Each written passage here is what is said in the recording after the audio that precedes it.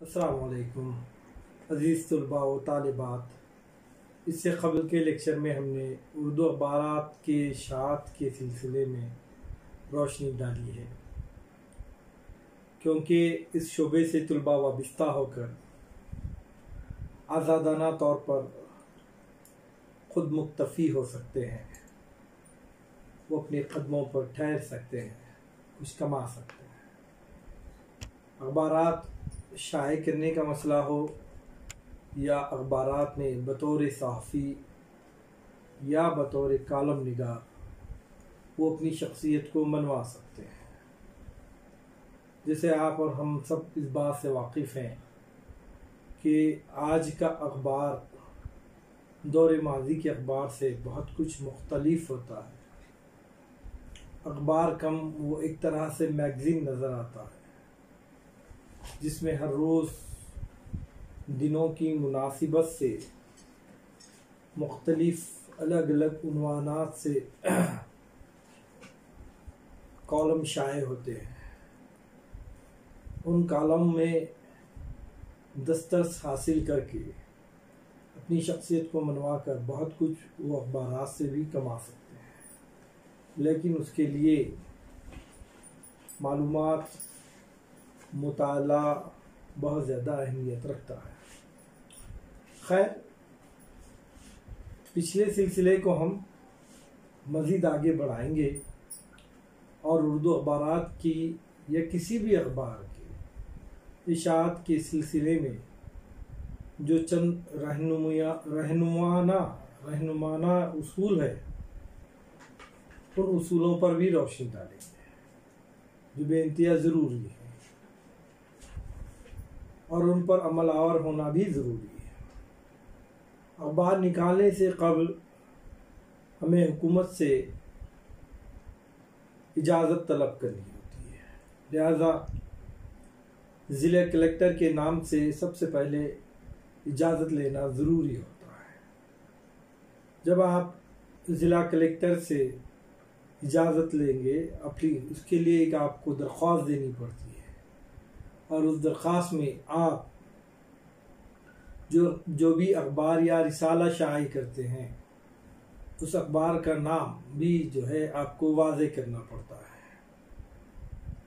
फ़र्ज़ कीजिए अगर आपने अखबार का नाम सूदो ज़ियार तय किया है, सूदो ज़ियार रखा है, तो ज़िला collector register of newspapers for India इस बात की तस्दीक करता है या इस बात की छानबीन करता है क्या इससे कबल इस नाम से कोई अखबार या मैगज़ीन मंज़र आम पर है या नहीं, या इस आपसे कबल किसी ने इसी नाम से कोई दरख्वास्त दी है या नहीं दी।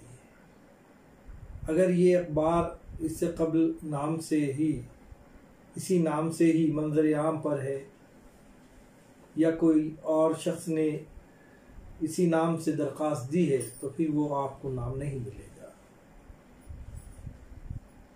रजिस्ट्रार के पास तकरीबन 2 लाख मजूज़ा मुकर्रर नामों का खाता होता है। अगर इस रजिस्ट्रार में सूद व ज़ियां दर्ज नहीं है, अगर किसी ने दरख्वास्त नहीं दी है या उस रजिस्ट्रार के पास ये नाम नहीं है, तो ये नाम आपके हक़ में रिज़र्व हो जाएगा, आपको मिल जाएगा। कलेक्टर को मुतल्ला कर दिया जाता है कि वो आपको अखबार निकालने की इजाज़त देते हैं। रजिस्ट्रार ऑफ न्यूज़पेपर से जब इजाज़त मिल जाती है तो कलेक्टर भी आपको इजाज़त दे देता है, तो आपका नाम करने का मसला तय है, आपके अखबार का नाम तय हो जाता है। अब डाकखाने में तकरीबन 100 ख़रीदारों के पते भेजने होंगे आपको, उसके बाद ही आपको रियायती नर्ख पर अखबार बज़रिए डाक भेजने की इजाज़त मिल जाती है। अगर आप 100 ख़रीदारों से भी कम पते बताते हैं ख़रीदारों के, तादाद के एतबार से अगर वो 100 से कम हो तो आपको जो रियायती नर्ख मिलना चाहिए, जो आपको कंसेशन मिलना चाहिए, वो मिलने से कासिर रह जाएगा। इसके अलावा आपको अपने सारे हिसाबात एक चार्टर्ड अकाउंटेंट से तैयार करना पड़ेगा। दूसरे रजिस्ट्रार का अमला खुद आपके दफ्तर और प्रेस में जाकर तहकीक करेगा। इसके बाद ये अमला जो इशाअत तकसीम करेगा, इसी लिहाज से कागज़ का कोटा मिलेगा। यानी कागज़ आपको हुकूमत की जानिब से मिलता है, लेकिन आपका अकाउंट देखने के बाद और दूसरा आपका प्रेस, आपका दफ्तर, तमाम चीज़ों की छानबीन होने के बाद आपके हिस्से में कागज़ का कोटा तय किया जाता है। अब आमदनी का जायज़ा लीजिए, क्योंकि अखबार वो एक ऐसा अहम ज़रिया है, या अगर मैं यूँ कहूँ कि वो वाहिद ज़रिया है जो उमूमन लागत से कम कीमत पर बेचा जाता है। हाँ, ये छोटे अखबारात पर लागू नहीं होता है, लेकिन उमूमन हम बड़े अखबारात देखते हैं, 12-15 सफ़ात पर अखबारात मुश्तमिल होते हैं, जिसकी कीमत 2 रुपये, 3 रुपये, 4 रुपये भी हो सकती है। लेकिन जब हम इसकी लागत का अंदाज़ा करते हैं तो अंदाज़ा लगता है कि अखबार की एक कॉपी तैयार होने के लिए जितने रुपये लगते हैं, यानी अगर अखबार की एक कॉपी की लागत 90 पैसे आती है तो इसे 70 पैसे में बेच दिया जाता है। अब गौर कीजिए आप, 90 पैसे अखबार की मुकम्मल तैयार होने की कीमत है एक कॉपी, और उसको बाज़ार में फ़रोख्त किया जा रहा है 70 पैसे में, यानी 20 पैसे का नुकसान हो रहा है। 20 पैसे फ़ी कॉपी के खसारे को इश्तिहारों के ज़रिए पूरा किया जाता है, और इश्तिहार ही मुनाफा भी देते हैं। अगर सिर्फ अखबारात की फ़रोख्त कीमत का अंदाज़ा लगाएंगे तो यकीनन प्रेस नुकसान और खसारे में चले जाएगा। अगर प्रेस या अखबार खसारे में चले जाएगा तो उसकी इशाअत भी बहुत महदूद हो जाएगी, या उसका अरसे हयात इशाअत का वो भी बहुत कम रह जाएगा, और बहुत जल्द वो नज़रों से ओझल हो जाएगा। अखबार की रीढ़ की हड्डी या उसके मुनाफा हासिल करने का अहम ज़रिया जो होता है वो होते हैं इश्तिहारात। इश्तिहारात से ही उसको जो है बहुत ज़्यादा मुनाफा हासिल होता है। चुनांचे जब तक इश्तिहारों का पेशगी इंतज़ाम ना हो जाए, अखबार निकालना घाटे का सौदा रहेगा, क्योंकि जब तक पेशगी इंतज़ाम हमारी नज़रों के सामने नहीं रहता, जब तक एडवांस हमको इश्तिहारात की नहीं मिल जाते, तब तक हम अखबार निकालेंगे, यकीनन उससे हमको नुकसान होगा। पेशगी इनकम आएगा तो फिर हमारे सामने एक मुनाफा अपनी जेब में रहेगा और हम अखबार बआसानी निकाल सकेंगे। अगर हमें इश्तिहारात कम मिलते हैं तो ज़ाहिरी बात है अखबार खसारे का सौदा ही होगा। लेकिन ऐसा देखने में भी आता है कि अक्सर व बेशतर इब्तिदाई औक़ात में इश्तिहारात बहुत कम मिलते हैं, या अखबार निकालने से कबल ही मुदीर को मंसूबाबंद तरीक़े से इश्तिहारात कलेक्ट करने पड़ते हैं, लोगों के पास जाना होता है, अखबार की अहमियत, उसका सर्कुलेशन लोगों को बताना होता है, क्योंकि वो गाहक, वो लोग जो अपना इश्तिहार आपके अखबार में शाये कर रहे हैं, वो उसी अखबार में अपना इश्तिहार शाये करना पसंद करेंगे जिस अखबार का सर्कुलेशन ज़्यादा हो, जो अखबार ज़्यादा से ज़्यादा लोगों के हाथ में पहुंचता हो। क्योंकि मैं ये चाहूँगा कि अगर मेरी दुकान की कोई इश्तिहार आपके अखबार में शाये करो तो उसकी तशहीर भी तो ज़्यादा हो, वो लोगों तक ज़्यादा से ज़्यादा पहुँचे। अगर वो लोगों तक ज़्यादा से ज़्यादा नहीं पहुँचता है तो ज़ाहिरी बात है कि मेरे इश्तिहार की तशहीर भी ज़्यादा नहीं हो पाएगी। फिर अगर मैं उसकी कीमत दूँ उस इश्तिहार की तो मुझको उसका नफ़ा भी हासिल नहीं हो पाएगा।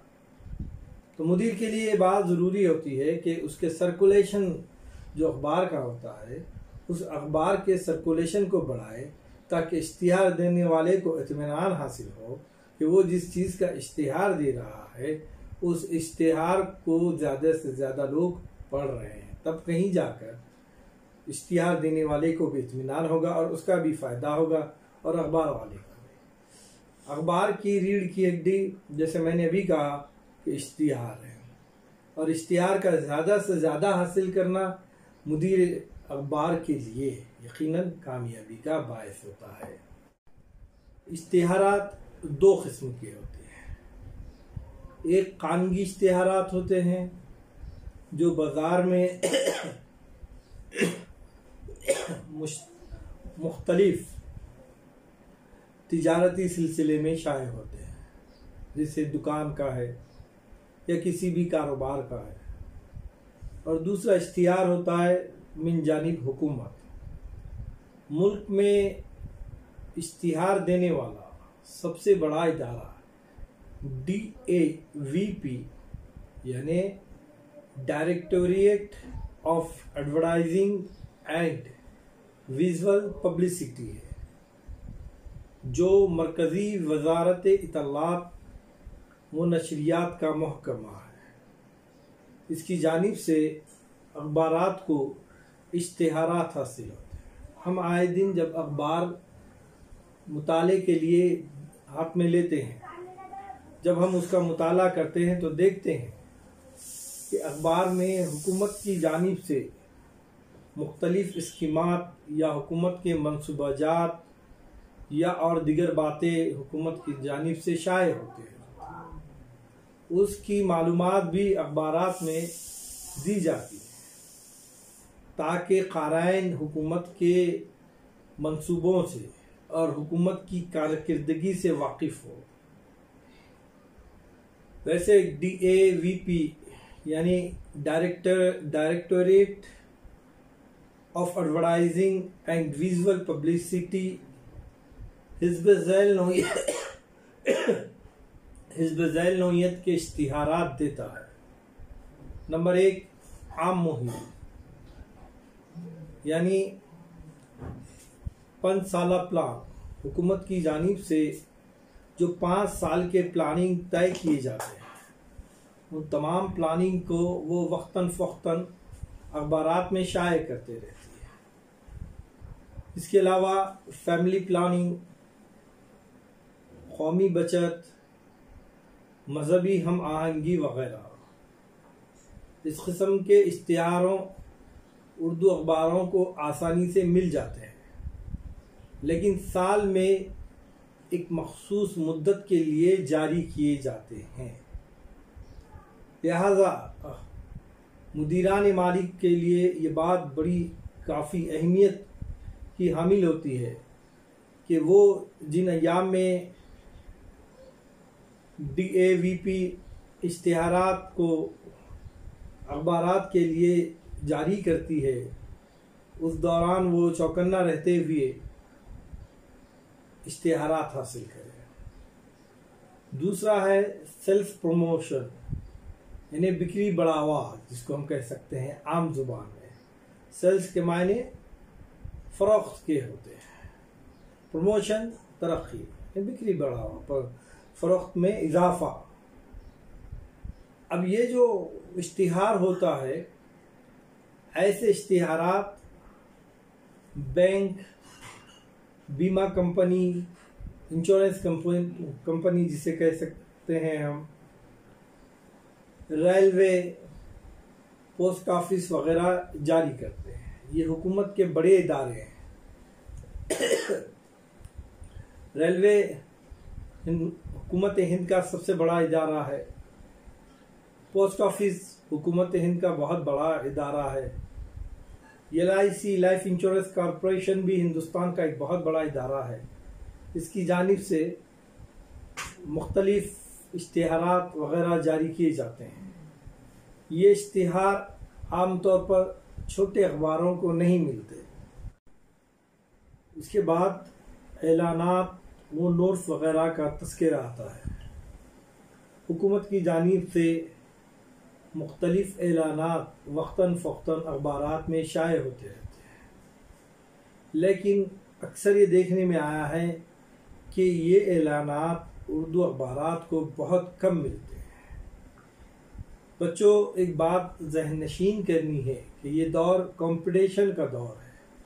जिसकी जितनी ज़्यादा सलाहियत होगी, जिसकी जितनी ज़्यादा काबिलियत होगी, जिस अखबार की जितनी ज़्यादा बाज़ार में डिमांड होगी, उसके उतनी ही असर व रसूख हुकूमत पर कायम रहेंगे। और जितना असर व रसूख हुकूमत पर कायम होगा, उतने ही ज़्यादा उसको हुकूमत की जानिब से इश्तिहारात मिलते हैं। और जितने ज़्यादा इश्तिहारात मिलते हैं, उतना ही ज़्यादा अखबार मुनाफे की मनाजिल को आसानी से तय करता है। वरना ऐसा होता है कि आहिस्ता आहिस्ता अखबार गुमनामी के अंधेरे में गुम हो जाता है। इसलिए ज़रूरी है कि दिगर और ज़ुबानात हिंदुस्तान में हैं। ऐसा नहीं कि सिर्फ उर्दू ज़ुबान है, ऐसा नहीं कि सिर्फ उर्दू अखबारात ही मंजर आम पर आते हैं, ऐसा नहीं कि सिर्फ उर्दू अखबार के क़ाराइन हैं। अफसोस की ये बात है कि आज उर्दू अखबारात के क़ाराइन की तादाद बहुत कम है।